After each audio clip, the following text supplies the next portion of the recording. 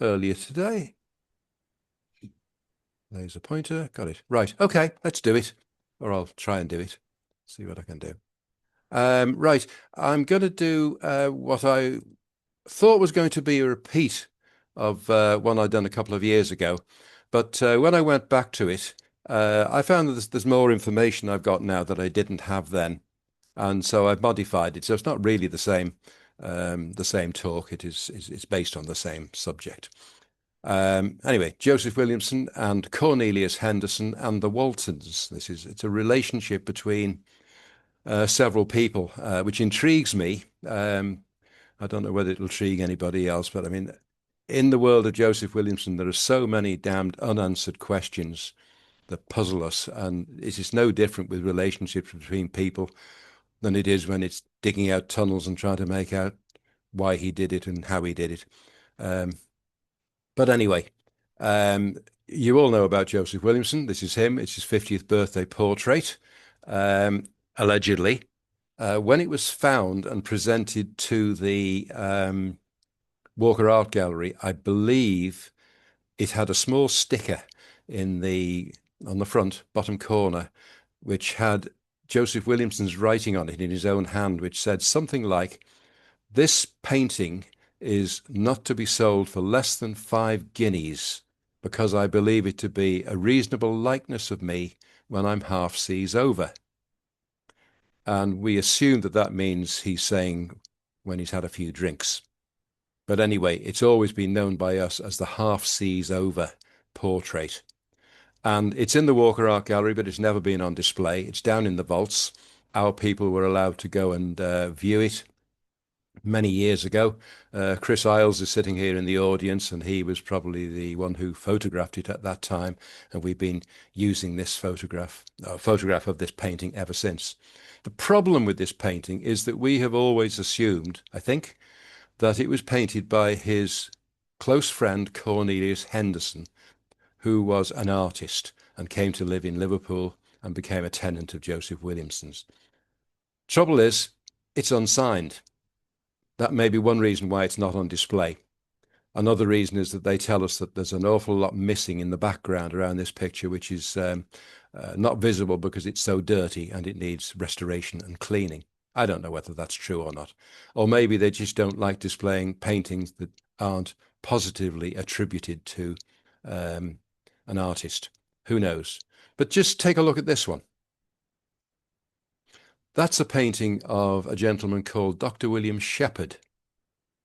I don't actually know who Dr. William Shepherd is, but he must have been around at the same time. And this is definitely attributed to Cornelius Henderson, and it's on display in the Walker Art Gallery. I think the composition between these two is so close that I'm convinced that the Joseph Williamson is one of Cornelius Henderson's. But there are all sorts of queries over this. We've got a Cornelius painting here. This is Joseph Williamson in 1828. This is just a horrible black and white copy out of a manuscript by Charles Hand, the historian. I'm not sure what the original looks like, but this is painted in August 28, 1828, and that is definitely Joseph Williamson. I think you can see the similarities in the eyes, actually, myself. This one, 10 years later, is again probably by Cornelius Henderson, but not proven because it isn't signed. 1838. That's 3 years before, no, sorry, 2 years before Williamson died. So he would have been about 69.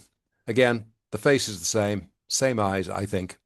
And here's another one, which I didn't include last time I did a similar talk. This came my way rather more recently, in the last couple of years, thanks to Chris Isles. A group of our people doing research went to visit the home of, or the previous home of one Joseph Lee, a big house called Belmont in Great Budworth, or near Great Budworth in Cheshire. And this was the previous home of Joseph Williamson's business partner, with whom he made an awful lot of money in the tobacco trade. And they went to visit the current owner of the building. I think it's mostly turned into a school, but a descendant of Joseph Lee still lives in a part of the house, or he did when they went to visit. And they were able to look around and take photographs of various things. And this is a painting that was hanging on the wall in this house, Belmont. And the gentleman who owns the house, or the descendant of Joseph Lee, doesn't know who it is. But again, I'm looking at that and I'm thinking that is a younger version of Joseph Williamson. Same eyes, maybe in his 30s this time. Can't prove anything, but that's what I think. And then even more recently, Seth Reeder, also sitting here in the room, came up with this after doing a bit of Googling. This is a bust which is on display in the Guildhall at Hull, Kingston upon Hull. And it says Joseph Williamson, 1769 to 1840, by Samuel Manning the first. There were two, father and son. And his dates run to 1842. He died just 2 years after Joseph Williamson did in 1840. Now, I don't think this gentleman looks anything like Joseph Williamson at all. And when Seth found this in the Guildhall at Hull, he inquired from them as to how they came to have it and what the connection was between Samuel Manning and Joseph Williamson and Liverpool and Hull. And they eventually answered him, and the answer was they didn't have a clue. They had no idea why this bust was on display in the Hull Guildhall. So I think that's rather strange, but I just don't believe that this man looks anything like Joseph Williamson at all. So that's a whole string of things connected with Joseph Williamson, and mostly with paintings, but I thought I'd throw this one in because it's only recently come to light. I don't think I've shared it with anybody yet. I think I should do. Anyway, I've told some of the stories about Cornelius Henderson and Joseph Williamson before, but I think it's worth repeating. I think it's some interesting bits of writing here. The historian James Stonehouse, writing in the early 1840s, 1844, 45, in his manuscripts, which were published in local papers, had his works compiled into a book here, The Streets of Liverpool, eventually. And one of the things that is told about this rather strange relationship between Joseph Williamson and Cornelius Henderson. We know that Cornelius came to Liverpool from Lancaster, where he was born, as a young man, hoping to make a living as a portrait painter. He eventually turned over more to painting copies of famous paintings, but he was a portrait painter as well. He was probably only about 20 when he came to Liverpool. And that was, when was it? I can't remember when it was. It was around, yeah, he was born in 1799. He came to Liverpool around 1820. Now, it seems that Joseph Williamson took this young painter under his wing, and he patronized him greatly whenever he could. And he went so far as to take him on as a tenant, gave him a house. And then at one point in time, he's built a house specifically for Cornelius Henderson to use as a painting studio. Quite unnecessary, and he didn't tell Cornelius he was doing it. But here, recalled by James Stonehouse in this little piece in this book, he says, at the corner of Bolton Street, which is on the, adjacent to Mason Street, where Williamson lived, it will be remembered by many that there was once a strange-looking tall house of 3 stories, or rather 3 stories and a ground floor, having immensely long, large windows. Without stating his intention respecting this house, Williamson went on building it, supervising its erection to expedite the work. On its being completed, he sent for Mr. Henderson, the artist, whom he much patronized, often giving him commissions for pictures, as we now realize. On that gentleman's arrival, he took him to the new building, and after showing him the rooms, told him that he had erected it purposefully for him to paint in.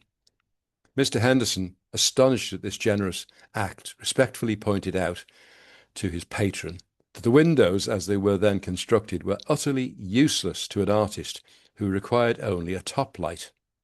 At this, Williamson flew into a violent rage and swore at Henderson and charged him with ingratitude, that he had built a house for him that had cost upwards of £1,000, and after all for nothing. Just at this moment, the Reverend Mr. Hull was seen passing along the street. He's another one of Joseph Williamson's tenants. And Williamson shouted with a bawling voice, "Hey, Parson Hull, come over here." On Mr. Hull joining them, Williamson said, "Now look here, Parson, I built Henderson a house on purpose to paint in, and he said it's of no damned use to him. He's been talking a lot of damned rubbish about top lights. Did you ever hear such nonsense? Here's light plenty for everything and anything, and yet he says it's of no use to him. Do you ever hear such regular nonsense?"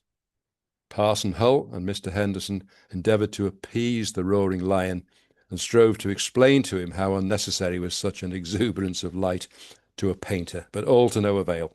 He would not or could not understand, and the consequence was that the house was never occupied or used for any purpose. In fact, as a habitation, it was untenantable, there being no kitchen or scullery or any domestic conveniences whatsoever for a normal house. It was a mere building consisting of 3 immense rooms, one over the other, with a deep basement or cellar. Remember that later. So that's one story. He tells a similar story. James Stonehouse obviously wrote and rewrote his stories many times over, and we know that they were published in sort of serial form in some of the local newspapers.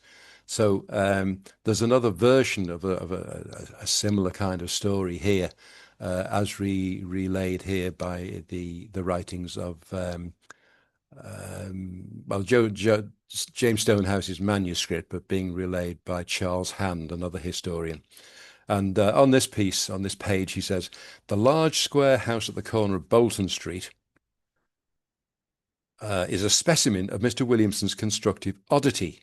The rooms are numerous and very lofty, but there is no convenience usual to houses. It stands upon arches of great height. The piers are of solid stone. There's a tunnel or passage underneath the street, which communicates with the house on the other side, or rather the vaults under it. This house was built expressly for the late Mr. Henderson, the portrait painter, with whom Mr. Williamson was very intimate. He patronised Mr. Henderson on all occasions and befriended him at all times. After the house was completed, and this was done entirely without Mr. Henderson's knowledge of Mr. Williamson's intentions respecting it, Mr. Williamson could not be made to understand why the long windows he had put into it were useless to an artist, and on being told that they were so, his reply was, "Don't tell me such rubbish that a better light can be got from a poking skylight than from such windows as these of mine." So he wasn't at all pleased that Mr. Henderson wasn't impressed. Anyway, that building on the corner of Mason Street and Bolton Street stood there, I believe, until about 1916, when it was finally pulled down after never having been occupied as a house at all. Now, this is the same spot in the 1990s. We've got Mason Street here. This corner is Bolton Street. Somewhere, I think in the 1920s, a terraced row of council houses was built here. And the last 3 houses on the end of this terrace, this one, and one you can't quite see around the corner, were starting to crack up. The foundations were obviously bad because this house that Mr. Williamson had built for Cornelius Henderson had been built over the top of one of his quarries. When the house was pulled down at around 1916, I believe, and the ground was filled in, the quarry was filled in, it doesn't look as if they compacted the ground down well enough. And these houses, by the 1990s, were full of cracks and becoming quite unsafe. The tenants in them had to be rehoused elsewhere. The buildings were condemned, and they were eventually torn down. Here we are with the N2 houses having just been demolished. This is the 3rd one that has to go, all cracking up. just before that happens. And just out of interest, directly on the other side of Mason Street, this is the Merseyflex building, which I've talked about a lot. That stood over the top of Williamson's houses, number 46 to 52A, I believe, right up to the edge of the railway cutting there. And we now know that there was this tunnel under the street connecting between the underside of number 52 Mason Street and this cellar system underneath the house that he put up for Cornelius Henderson. Here's the last of those three houses being separated away from the rest of the terrace, and that is about to be demolished. And here we are. This is what it looks like now. Mason Street in the foreground. Bolton Street, as was, has been renamed Shimmin Street now. The three houses stood on this empty plot. Council knocked them down, tarmacked over the piece of land and put a wooden fence around it. And it stood there ever since, doing nothing except growing lots and lots of buddleia. Obviously, they've got no intention of building over the top of it. And right here, running under the street, we now know that that tunnel still exists, or at least part of it does. A sewer's gone down the street, so it's been obviously cut in half. But it ran there from number 50 Mason Street on the same side as Joseph Williamson's house to this studio building that Williamson put up for Mr. Henderson. And now looking at the a section of the Territorial Army's plan of the tunnel system under their land here. This is the Williamson house site that we occupy. This triangle here sitting against the railway cutting is the piece of land where the Merseyflex factory stood, and the Williamson houses number 46, 48, 50 and 52 were on there. And you can notice there, this is a large chamber directly below where number 50 stood, and alongside it a basement passage which we've uncovered running towards the street, and a tunnel going under the street and appearing to branch off in two directions on the other side, underneath that quarry and the building that Cornelius Henderson had built for him. And here in 2019, we dug all that up. We found this large chamber. This is a basement passage alongside that chamber, the chamber itself being much lower down. And as you can see, it ends in a tunnel.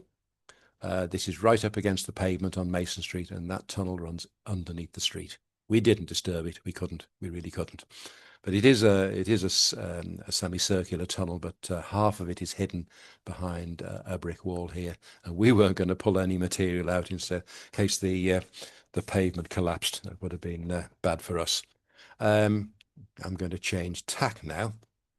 At this point in the story, two ladies come in, and they're all connected with Joseph Williamson and Cornelius Henderson. These two ladies are Elizabeth Walton, Senior, and her daughter Elizabeth. They came to Liverpool from Cumberland, I think, around the early 1820s. Elizabeth Senior was married to a gentleman called Whitfield Walton, who was a wealthy merchant and property owner who had interests in Liverpool and in Cumberland and owned various properties up there, including a farm, this one, named Rosewain Farm. In Williamson's day, this was named Rosewen, W-E-N, not A-I-N. I don't know when the name was changed, but it was obviously changed in later years. Now, Elizabeth Walton and her young daughter, also named Elizabeth at the age of 17, I think, came down to Liverpool because her husband had died in 1810 and leaving her a widow. They had 5 children, and I think the elder 4 were all boys, and they all died before reaching the age of 21. Whitfield Walton had intended to gift Rosewen Farm, I believe, to his youngest daughter, Elizabeth. But by the time he died, she hadn't reached the age of 21. So the whole of his estate passed to his wife, Elizabeth Senior.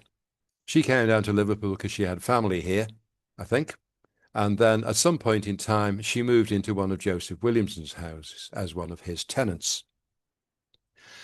And I get the impression from the writings of James Stonehouse that Joseph Williamson was known to take a liking to certain people that he came across and uh, to want to be very helpful to them. Um, and yet there were other people that he took an instant dislike to and wouldn't have anything to do with. I'm not going to talk about that very much at the moment, but it is known that he seems to have had that propensity for taking a like to some people and not others. And I think he's taken a like to the Waltons, Elizabeth Senior and Junior. And I'm going to read between the lines because I don't have any facts. I get the impression that he offered his services to the Waltons because Elizabeth Walton may not have had very much idea in business matters. She'd inherited quite an estate from her husband in property and businesses and cash, no doubt, but she may not have had what was needed to administer her estates successfully. Joseph Williamson, of course, was very experienced in that line in business and in property ownership. And I think he's probably offered his services to help her out and be kind to her and look after her business interests for her. I'm only guessing, but it is a fact that at some point, and I can't quite remember when it was, no, I can't see it at this moment. Elizabeth Walton, Senior, has turned over this farm, Rosewen, in Cumberland, near Wigton it was, to the ownership of Joseph Williamson. Now, Joseph Williamson didn't need any more properties, and I don't quite know what was in it for either of them, but I would imagine that it was a mutually useful move. Perhaps Joseph Williamson was going to take care of Rosewen Farm and make sure everything was in order for it to be passed on to Elizabeth Junior when she came of age. One thing that he would gain from it would be that owning a property in Cumberland would give him a vote in Parliament for that county, which might have been a useful thing for him to have. He would already have a vote in Parliament for Liverpool because he was a property owner here. Anyway, whatever the reason was, I really don't know. But I think in one way or another, he was being helpful to the Waltons. And I'm led to believe, and I don't know whether to believe it, that Elizabeth Walton Senior became Joseph Williamson's housekeeper. Now, she had her own house, tenanted, one of Williamson's houses, and I don't know whether a lady with her kind of wealth would really become a full-time housekeeper to another gentleman like Joseph Williamson. Maybe there was a relationship between them, but they helped each other out in various ways. I just feel as if he may have taken the Waltons under his wing and wanted to do what he could for them. Anyway, I passed over that without even mentioning it. This is the will of Elizabeth Walton Senior. She made her will out in January of 1839. And she was leaving everything to her daughter. But unfortunately, she died later on in 1839. And we move on now to what happened to Joseph Williamson, because the very next year, Joseph Williamson died himself.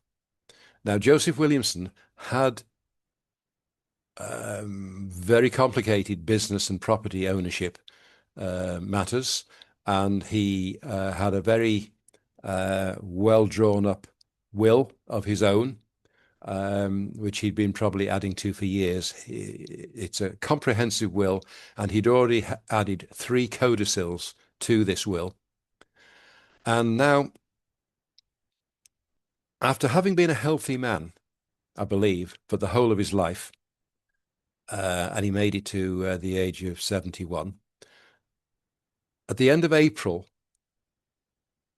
1840, the 29th of April, in fact, he became ill and he took to his bed. Now, I think he'd been a healthy enough man to be on the job, supervising his men, overseeing everything that went on above ground and below. Disgustingly healthy, perhaps, but he suddenly became ill, and I think he knew he'd reached the end, quite honestly. All his will and the three codicils will have been drawn up very properly by his solicitor. You can tell by the language when you read it. But this on screen here is his fourth and final codicil to his will. This was drawn up on the 29th of April when he had become ill, seriously ill by the sound of it. And I believe he called for his solicitor to come and attend him at home. Normally, I would imagine he would have got in his horse and trap and gone downtown to his solicitor's office, and any will or codicil would have been properly drawn up on the spot, and no doubt would have been witnessed by solicitors' clerks or something like that. This one is different, and the reason I know it's different is because it is properly drawn up, the right sort of legal language that you would expect for Joseph Williamson, but at the bottom here, whether you can read it or not, I can tell you that the two witnesses to his fourth and final codicil are Francis Beattie, Edge Hill joiner, and John Corson, joiner, Edge Hill. That makes it fairly obvious to me that these are just two of Williamson's workmen who happened to be close by and were called on in a hurry to come and witness this final codicil to his will. And the important thing about this codicil is that he is turning Rosewen Farm back to the ownership of Elizabeth Jr., for whom it was always intended by her father to be given to. I think I won't read all of this out, but it's usual sort of legal language, and I think he's doing it on trust through somebody called Edwin Jackson Kent, who may be his solicitor, but he is nevertheless turning this over to the benefit of Elizabeth Walton, now of Edge Hill, aforesaid spinster, her heirs and assigns, forever charged and chargeable. No, nonetheless, all the legal talk. So right on his deathbed, Joseph Williamson is doing the right thing, and he's turning Rosewen Farm back to the ownership of Elizabeth Walton, who was always intended to inherit it. Now, why did he have it in his ownership for those years? And why did he turn it back at this point? I don't think we'll ever know. It's interesting to make guesses, but as with so many things around Joseph Williamson, we're not going to know the answer to that one. Anyway, he did. He turned it back over to the ownership, and I can tell you, it's still there. It still exists. I found this when I started Googling. This is now called Rosewain Farm, near Wigton in Cumberland as it was. Wigton, I'm not sure now whether that's it's in Cumbria. Yes, the two counties of Westmoreland and Cumberland were incorporated as Cumbria. So this is still a thriving farm in 2005 when it's up for auction, and that's how I managed to find this. So it did go back to the ownership of Elizabeth. Unfortunately, first of all, rather surprisingly, just a few months after Joseph Williamson died on the 1st of May 1840, 2 days after making that final codicil to his will, which I forgot to mention earlier, he died of water on the chest, according to his death certificate. And if I remember right, he died about 3 o'clock in the morning, and his good friend Cornelius Henderson was with him when he died. And the strange thing, I suppose, is that just a few months after Williamson died, Elizabeth Walton Jr. married Cornelius Henderson. She was only 27. He was a much older man by this time. Maybe it was just a convenience for a woman. It might have been a better position to be married than not. And who knows whether they'd been close with each other long before this happened. But she's only a young woman, and Cornelius Henderson is a much older person. Anyway, Cornelius Henderson obviously became the owner of all of Elizabeth's wealth by that time, because that's how it worked in those days. When a woman married, whatever was hers became her husband's property on marriage. But at least she got security of a married life and a home, and that might have been more important than anything else to her. I don't know. By 1845, Cornelius, or they, had sold Rosewen Farm. Whether that was the only property they sold or whether others were sold, I don't know. But Cornelius lived on until 1853, when he died. And at that point, we see here an auction sale by Mr. Byford, who will be selling on the 5th of February 1853 all the household goods of Cornelius Henderson. And strangely enough, we've got a similar sort of cutting from the newspaper for the household goods of Joseph Williamson after he died, and many of the things that were in his will became the property of Elizabeth Walton, and a lot of the same items appear to be here up for auction now. So Elizabeth obviously took a lot of the household goods that had been in Joseph Williamson's house with her when she married Cornelius. And then the final one is this one a few days later on the 16th of February 1853. Mr. Byford is arranging another auction sale of paintings by the late C. Henderson, Esquire, hoping to sell them all to the proprietors of public institutions. That'll be all of his better paintings, which hopefully ended up in the museums and galleries. And the sad end to this story really is that very shortly after Cornelius Henderson died, Elizabeth, his younger wife, who should have been quite a wealthy woman, went suddenly completely blind. She had to move away from Mason Street, and she went away to live in Kirkdale, where she was cared for by family members who lived there. So for a young girl who came to Liverpool around 1820 and had the prospect of inheriting a lot of wealth via her father and her mother, and did eventually gain ownership of Rosewen Farm, she didn't have all that long to enjoy it, and the rest of her life was spent being looked after because she went blind after her husband Cornelius died. So a bit of a sad end. She might have had a much nicer life, I think. But there you go. That's all I know about it. And all of this has come from Don Hyam, our ace researcher, in case anybody wants to know. So much of what I've talked about has come from Don. He's been a brilliant researcher. So there you go. Thank you for watching.